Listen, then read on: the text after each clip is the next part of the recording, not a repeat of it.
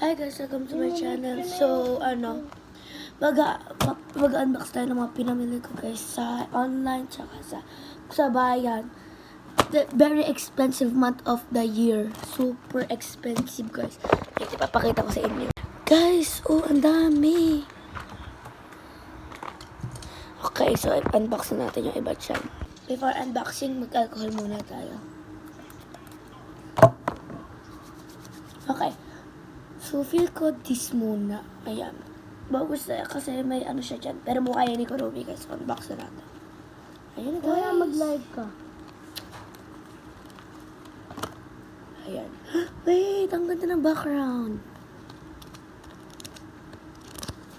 Okay, so ayan. Wow.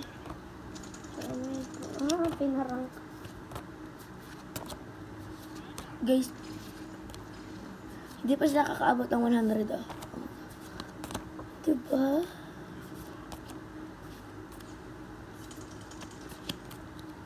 Buti. Nakaisa din. Guys, huwag niyo naman yung ingay naglalaro ko dito. Yan. Guys, bumili ako na to for, fake orders. First is Discord. Obviously. Yan, napakita na naman. Okay. Next is this pencil case. Yan. Binili ko lang siya. Kasi, yung pencil case ko ba naman buntis. Kasi, ang dami ko naman. As a girl. So, by the way, ayan guys, yung ano natin. Pencil case. Feel ko next is the, oh my gosh, look. It's a heart sticker roll. Ito pala guys yung mga sticker niya. Yan, ganyan yung itsura. Okay guys, next unbox is this embroidery. Pero feel ko di ko muna siya i-unbox sa next video na lang. Part 2 ko siya i-unbox kasi ang dami niyang laman. So, set aside. Okay, next is this. Nakakalat siya. Huwag ko kung bakit. Itong tig 2 pesos na tape. Neon tape siya. Literal. Oh, ganito siya kuliit. Bumula akong pink and blue. Gender reveal. Wala lang. Ayan. Next is this slingy.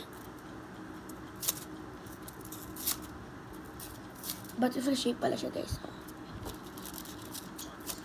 Okay, so actually may binili pa ako. Wait lang, pakita ko sa inyo. Pero sa kapatid ko siya. Ayan guys, papakita niya sa yung binili namin ng lola ko sa kapatid ko. Meron din siyang slingy, parang akin, pero butterfly. Huwag mo nabuksan ng brain rot. Okay. Meron siyang trading cards from Italian brain rots. Part 2 sa embroidery. So, bye-bye. Wait for part